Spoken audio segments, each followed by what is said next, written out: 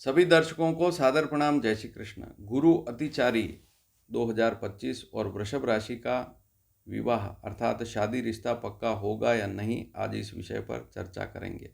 तो आज मैं वृषभ राशि के बारे में जानकारी दूंगा। एक बात सुनने में आ रही है कि गुरु अतिचारी हो जाएगा तो ये नुकसान भी दे देगा या समस्या दे देगा। तो देखिए, गुरु अतिचारी का मतलब क्या है।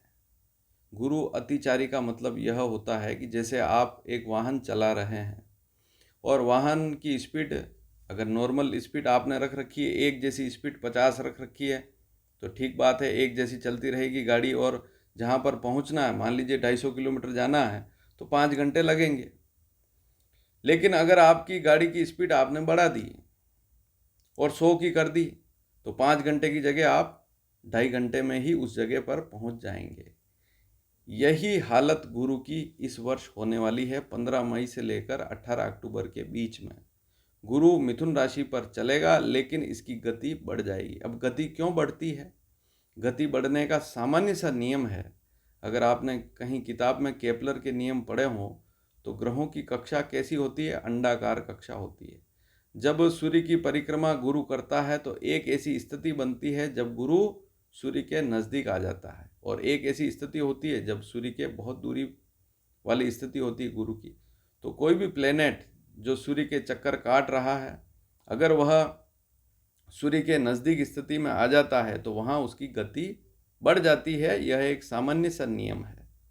अब इससे कोई धरती पर कोई बड़ा उत्कलाप आने वाला नहीं है। इस गुरु के कारण ऐसी स्थितियाँ कई बार बनी है और आगे भी कई बार बनेगी। आने वाले 8 सालों में 2033 तक बहुत सी स्थितियां बदलेगी गुरु की, और उसके बारे में इस चैनल पर जानकारी निरंतर दी जाएगी। तो वैसे गुरु की गति, सामान्य गति 5 कला होती है। प्रतिदिन 5 कला चले तो 1 साल उसको पूरा लगता है उस राशि पर चलने में। लेकिन इस बार उसकी गति 10 कला या 12 कला या 13 कला के लगभग पहुंच जाएगी। तो गति बढ़ जाएगी क्योंकि सूर्य के नज़दीक आ गया गुरु, तो स्पीड बढ़ेगी, तो वह उस राशि को पार करने में समय भी कम लगाएगा। तो अब आप देख लीजिए, 15 मई से 18 अक्टूबर, जून, जुलाई, अगस्त, सितंबर, अक्टूबर, 5 महीने में 150 और कुछ दिनों में उसने राशि पार कर ली। गुरु राशि पार कर लेगा। एक बात और है सबसे महत्वपूर्ण, इसको आप नोट करिए। गुरु जो है 12 राशियों पर भ्रमण करता है। उसको लगभग 12 राशियों पर भ्रमण करने में लगभग 12 साल लगते हैं। लेकिन अगर उसको औसत स्थिति, एग्जैक्ट स्थिति देखें तो 11.86 वर्ष लगते हैं। अब दिन अगर गणना करें तो 4332.589 दिन होते हैं गुरु के। इन दिनों में 4332 दिनों में 12 राशियों पर यह भ्रमण कर लेता है। तो कुल मिलाकर 11 वर्ष, 10 महीने, 10 दिन, 5 घंटा और 44 मिनट और 25 सेकंड का यह समय होता है। एग्जैक्ट देखें तो औसत स्थिति चलती रहे तो यही रहती है, और वैसे यही रहती है। कुल मिलाकर स्थिति यहीं पर आती है। 4332 दिनों पर आकर अटक जाएगी ये स्थिति। बीच में भली वह गति कभी तेज करे कभी धीरे करे, लेकिन औसत स्थिति वहाँ आकर रुक जाती है।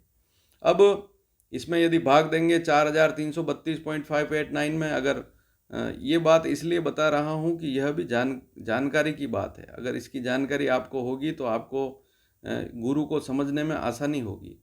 अब 4332.589 में यदि हम 12 का भाग देंगे तो 361.0490833 ऐसा एक मान आएगा। और एग्जैक्ट अगर देखें तो ये मान क्या है? 361 दिन है। तो गुरु को एक राशि में औसत भ्रमण काल जो है 361 दिन का होता है। इसे हम बृहस्पति संवत्सर कहते हैं। आप बहुत सी बार देखते हैं कि 60 संवत्सर होते हैं, उसकी गणना इसी आधार पर होती है। जैसे अभी सिद्धार्थी संवत्सर चल रहा है तो इसकी गणना इसी आधार पर होती है।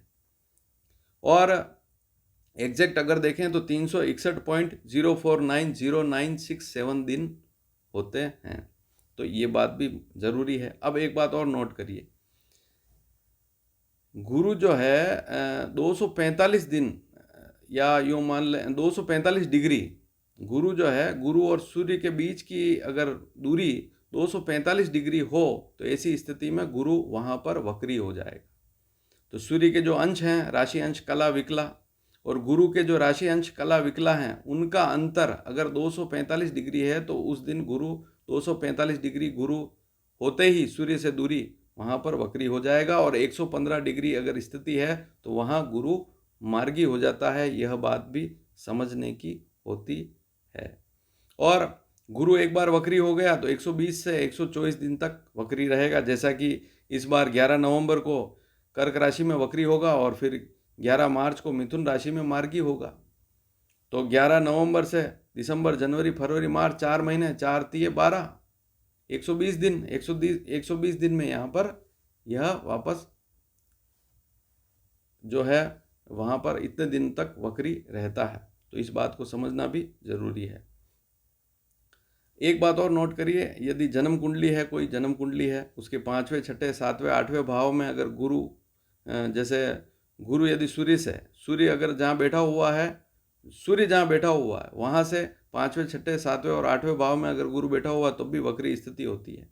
और चौथे और 9वें भाव में हो तो अंश अनुसार वक्री होता है। तो ये बात भी समझने की है। अब 15 मई से लेकर 18 अक्टूबर तक गुरु मिथुन राशि पर रहेगा, अतिचारी स्थिति में रहेगा और इसकी गति 10 कला से भी अधिक रहेगी। कभी 10 कला, फिर 11, कहीं 12। तो ये उस राशि को पार करने में 5 महीने में ही पार कर लेगा मिथुन राशि को। तो यहाँ पर इस वर्ष अतिचारी योग बन रहा है गुरु का। तो क्या वृषभ राशि वालों के लिए यह योग अच्छा है या नहीं है, ये मूल विषय है। इस पर अब चलेंगे। एक बात और नोट करिए, गुरु सूर्य के नज़दीक आ जाए और 11 डिग्री का अंतर हो और उससे भी धीरे धीरे कम हो जाए अंतर, तो फिर 11 डिग्री के बाद फिर गुरु अस्त होना शुरू हो जाता है। तो 9 जून से लेकर 10 जुलाई तक गुरु अस्त भी रहेगा, इसकी जानकारी मैं दे चुका हूँ। तो मुहूर्त इस बार अगर देखें तो 9 जून से पहले ही शादी के मुहूर्त हैं। अब 9 जून के बाद तो शादी होगी ही नहीं, और मुहूर्त मिलेंगे फिर 15-20 नवंबर के बाद ही मिलेंगे। तो इस समय में 9 जून से लेकर 15 नवंबर या 20 नवंबर तक तो कोई शादी के मुहूर्त ही नहीं है। लेकिन कहीं से रिश्ता आ रहा है तो रिश्ता पक्का हो सकता है या नहीं हो सकता है। वृषभ राशि है तो दूसरा गुरु है तो यह गुरु शुभ रहता है। ज्योतिष शास्त्र में लिखा है कि किसी भी राशि से गुरु दूसरा हो जाए तो विवाह का विचार अवश्य बनता है। यदि आपकी जो संतान है, माता पिता इस वीडियो को देख रहे हैं, संतान की वृषभ राशि है तो ध्यान देवें। 6ठे भाव, 8वें भाव, 10वें भाव पर गुरु की दृष्टि भी रहेगी और दूसरा हो जाएगा गुरु। दूसरा गुरु जैसे होगा तो विवाह के रिश्ते की बात जरूर करें इस समय में। फिर आगे चलकर तीसरा हो जाएगा, उसमें स्थिति और ज़्यादा प्रबल हो जाएगी। तो फिर वहाँ नवंबर दिसंबर में ऐसा भी हो सकता है कि शादी का मुहूर्त ही निकल जाए। तो इस समय में अधिक से अधिक प्रयास करें। सबसे बड़ी बात यह दूसरा गुरु जो है धन लाभ का योग बनता है, जमा पूंजी में वृद्धि होती है, कुटुंब का लाभ भी मिलता है, पैतृक संपत्ति का लाभ मिलता है, अचानक धन लाभ का योग बनता है, अचानक नौकरी मिलने का योग भी बनता है, नौकरी में भी लाभ का योग बनता है, व्यापारिक दृष्टि से देखें तब भी अच्छी स्थिति रहती है, मान सम्मान की दृष्टि से देखें तब भी अच्छी स्थिति रहती है। तो यह जो गुरु है, नई नौकरी मिलने का योग, नौकरी नहीं है तो कोशिश करें 15 मई के बाद। हाँ, स्पीड से ज़रूर चलेगा तो फुर्ती से काम करें, और एकदम कोई बात आपके सामने आ रही तो ध्यान जरूर दें। ऐसा ना हो कि एकदम कोई बात आई और आपने ध्यान नहीं दिया और वह काम नहीं हो पाया, आपने ध्यान नहीं दिया। तो थोड़ी फुर्ती भी रखेंगे तो अच्छी स्थिति रहेगी।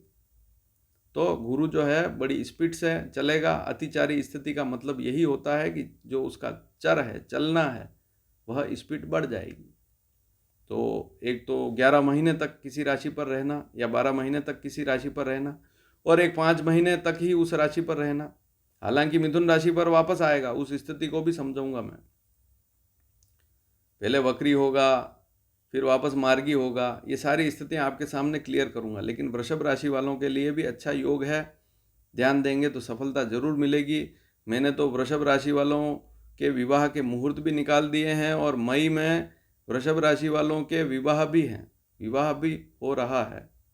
क्योंकि वृषभ और मिथुन दूसरा गुरु है, तो दूसरा गुरु विवाह मुहूर्त में भी शुभ होता है। तो लोग जिनकी वृषभ राशि है, माता पिता बच्चों की शादी कराएंगे, दूसरा गुरु शुभ होता है मुहूर्त में भी। तो 9 जून से पहले 15 मई से 9 जून के बीच में अगर कोई मुहूर्त आ रहा है तो शादी तक की जा सकती है। मैंने तो मुहूर्त दिए हैं। तो ये योग खराब योग नहीं है, अतिचारी स्थिति है। तो बहुत सी बार कहा गया है कि अतिचारी गुरु हो तो शिक्षा पर प्रभाव पड़ता है। अगर इसको मेदिनी ज्योतिष से देखें तो देश पर जो मंत्री हैं उनके ऊपर प्रभाव पड़ता है, या आर्थिक और वित्तीय जो स्थिति है उस पर प्रभाव पड़ता है, शिक्षा क्षेत्र पर प्रभाव पड़ता है। धार्मिक कोई उन्माद हो रहा है तो वहाँ थोड़ा गुरु का प्रभाव तेज चलता है तो थोड़ी सी दिक्कत आती है, वो अलग बात है। लेकिन यहाँ राशि की बात हो रही है, यदि वृषभ राशि है तो जो स्थिति थी मैंने आपके सामने रखी है। इस जानकारी को पहले भी मैंने दिया था, आप ध्यान देंगे तो सफलता ज़रूर मिलेगी। वीडियो पसंद आए तो शेयर ज़रूर कीजिएगा। धन्यवाद। जय श्री कृष्ण।